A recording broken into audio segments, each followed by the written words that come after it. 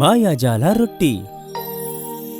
ರತನ್ ಮತ್ತೆ ಅವನ ಕುಟುಂಬ ಹಸುವಿನ ಹಾಲನ್ನು ಮಾರಿ ತನ್ನ ಕುಟುಂಬವನ್ನು ನಡೆಸುತ್ತಿರುತ್ತಾರೆ. ಒಂದು ದಿನ ಆ ಹಸು ಸತ್ತು ಬಿದ್ದಿರುತ್ತೆ. ದುಡಿಮೆ ಇಲ್ಲದೆ ತನ್ನ ಕುಟುಂಬದ ಸಂಸಾರ ಹೇಗೆ ನಡೆಸುದು ಅಂತ ತಲೆ ಕೆಡ್ಸ್ಕೊಂಡಿರ್ತಾರೆ. ಒಂದು ವಯಸ್ಸಾದ ಅಜ್ಜಿಗೆ ಅವ್ರತ್ರ ಇದ್ದಂತ ಊಟನ ದಾನ ಮಾಡ್ತಾರೆ. ಅದಾದ್ಮೇಲೆ ಅವ್ರ ಜೀವನನೇ ಒಂದು ರೀತಿ ಬದಲಾಗ್ಬಿಡುತ್ತೆ. ಮಾಧವಪುರ ಅನ್ನೋ ಒಂದು ಊರಲ್ಲಿ ರತನ್ ಅವನ ಹೆಂಡತಿ ಗೀತಾ ಮತ್ತೆ ಅವನ ಮಗಳು ಮೀತು ಜೊತೆ ಜೀವನ ನಡೆಸ್ತಾ ಇರ್ತಾನೆ. ಅವ್ರ ಜೊತೆ ಒಂದು ಮುದ್ದಾದ ಹಸು ಇರುತ್ತೆ. ಅದರಿಂದ ಬಂದ ಹಾಲನ್ನು ಮಾರಿ ತನ್ನ ಜೀವನನ ನಡೆಸ್ತಾ ಇರ್ತಾರೆ.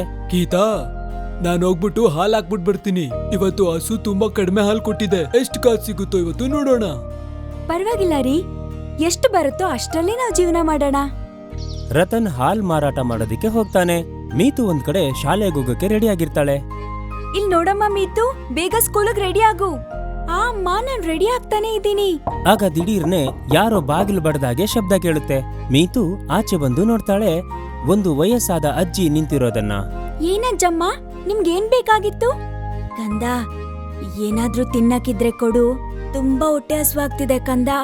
ಸರಿ ಅಜ್ಜಿ, ನಾನ್ ಈಗ್ಲೇ ಹೋಗ್ ತಗೊಂಡ್ ಬರ್ತೀನಿ. ಅಮ್ಮ, ಹೊರಗಡೆ ಒಂದು ಅಜ್ಜಿ ಬಂದಿದ್ದಾರೆ. ಅವ್ರಿಗೆ ತಿನ್ನೋದಕ್ಕೆ ಏನಾದ್ರೂ ಕೊಡು ಅಮ್ಮ, ತುಂಬಾ ಹಸಿವಾಗ್ತಿದ್ಯಂತೆ. ಸರಿ. ಅವ್ರ ಕಿಚನ್ ಅಲ್ಲಿದ್ದಂತ ಊಟನ ತಗೊಂಡ್ ಬಂದು ಅಜ್ಜಿ ಕೈಗೆ ಕೊಡ್ತಾರೆ. ಅಜ್ಜಿ ಅದನ್ನ ಇಸ್ಕೊಂತಾರೆ. ತಗೊಳ್ಳಿ ಅಮ್ಮ, ತಗೊಂಡ್ ತಿನ್ನಿ. ಮಗಳೇ, ನೀನು ನಿನ್ ಕುಟುಂಬ ಯಾವಾಗ್ಲೂ ಚೆನ್ನಾಗಿರ್ಬೇಕು. ವಯಸ್ಸಾಗಿರೋ ನನಗೆ ಇಷ್ಟೊಂದು ಉಪಕಾರ ಮಾಡ್ತಿದ್ಯಲ್ಲ. ಕೊಟ್ಟಿದ್ದನ್ನ ತಿಂದು ಆ ಅಜ್ಜಮ್ಮ ಗೀತಾಗೆ ಆಶೀರ್ವಾದ ಮಾಡಿ ಹೊರಟೋಗ್ತಾಳೆ. ಇದೇ ರೀತಿ 3-4 ದಿನಕ್ಕೊಮ್ಮೆ ಆ ಅಜ್ಜಿ ಬಂದು ಅವ್ರ ಹತ್ರ ಊಟನ ಕೇಳಿ ಇಸ್ಕೊಂತಾಳೆ. ಗೀತಾ ಮತ್ತೆ ಮೀತು ಏನಿರುತ್ತೋ ಅದನ್ನ ಕೊಡ್ತಿರ್ತಾರೆ. ಊಟ ಮಾಡದ್ ಮುಗಿದ್ಮೇಲೆ ಅವರಿಗೆ ಆಶೀರ್ವಾದ ಮಾಡಿ ಅಲ್ಲಿಂದ ಹೋಗ್ತಾ ಇರ್ತಾರೆ. ನಿನ್ನೂ ನಿಮ್ ಕುಟುಂಬನ ಆ ದೇವ್ರು ತುಂಬಾ ಚೆನ್ನಾಗಿಟ್ಟಿರ್ಲಿ ಅಂತ ಬೇಡ್ಕೋತೀನಮ್ಮ.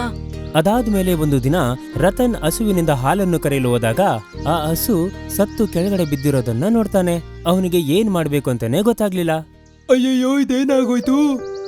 ನನ್ನ ಹಸು ಇತ್ರ ಆಗತ್ತೆ ಅಂತ ನಾನು ಅನ್ಕೊಂಡಿರ್ಲಿಲ್ಲ. ಹಾಗಂತ ಹೇಳಿ ತುಂಬಾ ಕೂಗಾಡಕ್ ಶುರು ಮಾಡ್ತಾನೆ. ಅವನು ಕೂಗಾಡೋದನ್ನ ಕೇಳಿ ಗೀತಾ ಮತ್ತೆ ಮೀತು ಮನೆಯಿಂದ ಹೊರಗಡೆ ಓಡಿ ಬರ್ತಾರೆ. ನಮ್ಮ ಹಸುಗೆ ಏನಾಯ್ತು? ರಾತ್ರಿ ಯಾವ್ದೋ ಹಾವು ಬಂದು ಕಚ್ಚಿರ್ಬೇಕು ಅನ್ಕೋತೀನಿ. ಇವಾಗ ನಾವು ಏನ್ ಮಾಡೋದು? ನಮ್ ಕುಟುಂಬ ಇದನ್ನೇ ನಂಬ್ಕೊಂಡಿತ್ತು ಅಲ್ವಾ? ಅಮ್ಮ, ನಾವ್ ಇನ್ನೊಂದ್ ಹಸುನ್ ತಗೊಂಡ್ ಬರೋಣ. ಇಲ್ಲ ಕಂದ, ನಾವ್ ಇನ್ನೊಂದ್ ಹಸು ತಗೊಂಡ್ ಬರೋದಕ್ಕೆ ನಮ್ಮ ಹತ್ರ ಹಣ ಇಲ್ಲ. ನೀವೇನು ಯೋಚನೆ ಮಾಡ್ಬೇಡಿ, ನಾನು ಹೋಗಿ ಏನಾದ್ರೂ ಕೆಲ್ಸ ಹುಡುಕ್ತೀನಿ. ಅದ್ರಿಂದ ಬರೋ ದುಡ್ಡನ್ನ ಕೂಡಿಟ್ಟು ನಾವು ಹೊಸ ಹಸುನ್ ತಗೊಳ್ಳೋಣ. ಹೀಗೆ ದಿನಗಳು ಕಳೆದು ಹೋಗ್ತಾ ಇರ್ತವೆ. ರತನ್ ಊರಿನ ಒಳಗಡೆ ಹೋಗಿ ಎಲ್ಲಾರ ಹತ್ರನೂ ಕೆಲ್ಸ ಬೇಕು ಅಂತ ಕೇಳ್ತಾ ಇರ್ತಾನೆ. ಆದ್ರೆ ಯಾರು ಅವನ್ಗೆ ಕೆಲ್ಸನೇ ಕೊಡೋದಿಲ್ಲ. ಏನಾದ್ರೂ ಕೆಲ್ಸ ಇದ್ರೆ ಹೇಳಿ, ನಾನು ಯಾವ ಕೆಲ್ಸ ಬೇಕಾದ್ರೂ ಮಾಡ್ತೀನಿ. ಇಲ್ಲಪ್ಪ, ನೀನು ಕೊಡೋ ಅಂತ ಕೆಲ್ಸ ನನ್ನ ಹತ್ರ ಯಾವ್ದೂ ಇಲ್ಲ. ಪಾಪ ರತನ್ ತುಂಬಾ ಬೇಜಾರಿಂದ ಮನೆಗೆ ವಾಪಸ್ ಬರ್ತಾನೆ. ಅವನಿಗೆ ಯಾವ ಕೆಲ್ಸನೂ ಸಿಕ್ಕಿಲ್ಲ ಅಂತ ಅವನ ಹೆಂಡತಿ ಹತ್ರ ಹೇಳ್ತಾನೆ. ಇವಾಗ ನಾವ್ ಏನ್ ಮಾಡೋದು? ನಾವ್ ಊಟ ಮಾಡೋದಕ್ಕೂ ಕೂಡ ಮನೇಲಿ ಅಕ್ಕಿ ಬೇಳೆ ಇಲ್ಲ. ಇವತ್ತು ತಿನ್ನೋದಿಕ್ಕೆ ಏನಿದೆ? ತಿನ್ನೋದಿಕ್ಕೆ ಒಂದೇ ಒಂದು ರೊಟ್ಟಿ ಉಳಿದಿದೆ. ಇದ್ರ ಮೇಲ್ ಮಾಡೋದಕ್ ಮನೇಲಿ ಹಸಿಟ್ಟಿಲ್ಲ. ನೀವು ಮತ್ತೆ ಮೀತು ಅರ್ಧ ತಿನ್ನಿ.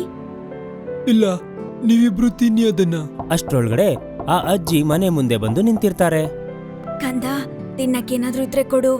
ತಗೊಳ್ಳಿ ಅಜ್ಜಿ, ಇವತ್ತು ಈ ರೊಟ್ಟಿ ಮಾತ್ರ ಇದೆ ಮನೆಯಲ್ಲಿ, ತಿನ್ನೋದಕ್ಕೆ ಬೇರೇನೂ ಇಲ್ಲ. ಇದ್ದಂತ ಒಂದೇ ಒಂದು ರೊಟ್ಟಿನ ಅವಳಿಗೆ ಕೊಟ್ಬಿಡ್ತಾಳೆ. ಆ ಭಗವಂತ ನಿಮ್ಮನ್ನ ಚೆನ್ನಾಗ್ ನೋಡ್ಕೊಳ್ತಾನಮ್ಮ. ಹಾಗಂತ ಹೇಳಿ ಅಲ್ಲಿಂದ ಹೋಗ್ಬಿಡ್ತಾರೆ. 3 ಜನನು ಹಸ್ವಿಂದ ಹಾಗೆ ಮಲ್ಕೊಂತಾರೆ. ಮರುದಿನ ಕೂಡ ಬರುತ್ತೆ. ಆ ಅಜ್ಜಿ ಮನೆ ಮುಂದೆ ಬಂದು ಬಾಗ್ಲು ಬಡಿಯೋ ಶಬ್ದ ಕೂಡ ಕೇಳುತ್ತೆ. ಗೀತಾ ಹೊರಗಡೆ ಬಂದು, ಅಜ್ಜಮ್ಮ, ಇವತ್ ನಿಮ್ಗೆ ತಿನ್ನೋದಕ್ ಕೊಡಕ್ಕೆ ನಮ್ ಮನೇಲಿ ಏನೂ ಇಲ್ಲ. ಕಂದ, ನಾನಿವತ್ತು ತಗೊಳಕ್ ಬಂದಿಲ್ಲ, ಕೊಡಕ್ ಬಂದಿದ್ದೀನಿ. ಹಾಗಂತ ಹೇಳಿ ಆ ವಯಸ್ಸಾದ ಅಜ್ಜಿ ಅವರ ಹತ್ತಿರ ಇದ್ದ ಒಂದು ರೊಟ್ಟಿಯನ್ನ ಕೊಡ್ತಾರೆ. ಇದನ್ನ ತಗೋ ಕಂದ, ನಿಮ್ ಮನೇಲಿ ತಿನ್ನೋದಿಕ್ಕೆ ಏನೂ ಇಲ್ಲ ಅನ್ನೋದ್ ನನಗ್ ಗೊತ್ತು. ಈ ರೊಟ್ಟಿನ ತಿನ್ನು. ಬೇಡ ಅಜ್ಜಮ್ಮ, ನೀವ್ ತಿನ್ನಿ, ನಾವೇನಾದ್ರೂ ವ್ಯವಸ್ಥೆ ಮಾಡ್ಕೊಂಡು ತಿನ್ಕೋತೀವಿ. ಗಂಧ, ಇಲ್ ನೋಡು, ಇದು ನಿನ್ ರೊಟ್ಟಿ. ಇದು ಸಾಧಾರಣವಾದ ರೊಟ್ಟಿ ಅಲ್ಲ, ಇದು ಮಾಯಾಜಾಲ ರೊಟ್ಟಿ. ಇದು ಖಾಲಿನೇ ಆಗಲ್ಲ. ಅದು ಅಲ್ದೆ ಈ ರೊಟ್ಟಿ ಹತ್ರ ನೀನು ತಿನ್ನೋದಕ್ಕೆ ಏನೇ ಕೇಳಿದ್ರು ಸರಿನೇ, ದಿಢೀರಂತ ನಿನ್ಗೆ ಸಿಕ್ಬಿಡುತ್ತೆ. ಹಾಗಂತ ಹೇಳಿ ಆ ಅಜ್ಜಿ ದಿಢೀರಂತ ಮಾಯ ಆಗಿ ಹೋಗ್ಬಿಡ್ತಾರೆ. ಗೀತಾ ಈ ವಿಷಯನ ರತನ್ಗೆ ಮತ್ತೆ ಮೀತು ಹತ್ರ ಹೇಳ್ತಾರೆ. ಅಮ್ಮ, ನಂಗ್ ತುಂಬಾ ಹಸ್ವಾಗ್ತಿದೆ. ಈ ರೊಟ್ಟಿ ಹತ್ರ ಹೇಳಿ ತಿನ್ನೋದಕ್ಕೇನಾದ್ರೂ ವ್ಯವಸ್ಥೆ ಮಾಡಿ. ಗೀತಾ ಆ ರೊಟ್ಟಿನ 2 ತುಂಡು ಮಾಡಿ ತಟ್ಟೆಯಲ್ಲಿ ರತನ್ಗೆ ಮತ್ತೆ ಮೀತುಗೆ ಅಂತ ಕೊಡ್ತಾರೆ. ರೊಟ್ಟಿ ತಿನ್ನೋದಕ್ಕೆ ಪಲ್ಯ ಕೂಡ ಬೇಕು ಅಂತ ಕೇಳ್ತಾರೆ. 2 ತಟ್ಟೆಯಲ್ಲೂ ಪಲ್ಯ ಕೂಡ ಇರುತ್ತೆ. ರತನ್ಗೆ ಅಂತ ಕೊಟ್ಟ ರೊಟ್ಟಿಲಿ ಅರ್ಧ ಭಾಗನ ತೆಗೆದು ಗೀತಾಗೆ ಕೊಡ್ತಾನೆ. 3 ಜನನೂ ಊಟ ಮಾಡ್ತಾರೆ. ಅಜ್ಜಿ ಹೇಳ್ದ ಹಾಗೆ ರೊಟ್ಟಿ ಖಾಲಿನೇ ಆಗೋದಿಲ್ಲ. ಒಂದು ತಿಂದು ಮುಗಿದಾದ್ಮೇಲೆ ಇನ್ನೊಂದು ಮತ್ತೆ ಅಲ್ಲಿರೋದು. ನನಗೊಂದು ಒಳ್ಳೆ ಯೋಚನೆ ಬಂದಿದೆ. ನಾವ್ಯಾಕಿದನ್ನ ಇಟ್ಕೊಂಡು ವ್ಯಾಪಾರ ಮಾಡಬಾರ್ದು? ಹೌದು, ನಮ್ಗಿವಾಗ ಏನ್ ಅವಶ್ಯಕತೆ ಇದೆಯೋ ಅದನ್ನ ರೊಟ್ಟಿ ಹತ್ರ ಕೇಳೋಣ. ರತನ್ ಅಲ್ಲೊಂದು ಚಿಕ್ಕ ಡಾಬಾನ ಶುರು ಮಾಡ್ತಾನೆ. ಅಲ್ಲಿ ರೊಟ್ಟಿ ಮತ್ತೆ ಸಾಗುವನ್ನ ಮಾರೋದಿಕ್ಕೆ ಶುರು ಮಾಡ್ತಾನೆ. ಯಾರೇ ಬಂದು ಯಾವುದೇ ಊಟ ಕೇಳಿದ್ರು ಆ ರೊಟ್ಟಿ ಹತ್ರ ಹೇಳಿ ರತನ್ ಅವ್ರಿಗೆ ಕೊಡ್ತಾನೆ. ಇದೇ ರೀತಿ ಸ್ವಲ್ಪ ದಿನ ನಂತರ ಒಂದು ಚಿಕ್ಕ ಡಾಬಾ ಒಂದು ದೊಡ್ಡ ಹೋಟೆಲ್ ಆಗುತ್ತೆ. ಅಲ್ಲಿ ತುಂಬಾ ಜನ ಕೆಲಸ ಮಾಡೋದಕ್ಕೂ ಶುರು ಮಾಡ್ತಾರೆ. ರತನ್ ಚಿಕ್ಕ ಗುಡಿಸಲು ಒಂದು ದೊಡ್ಡ ಬಂಗ್ಲೆ ಕೂಡ ಆಗುತ್ತೆ.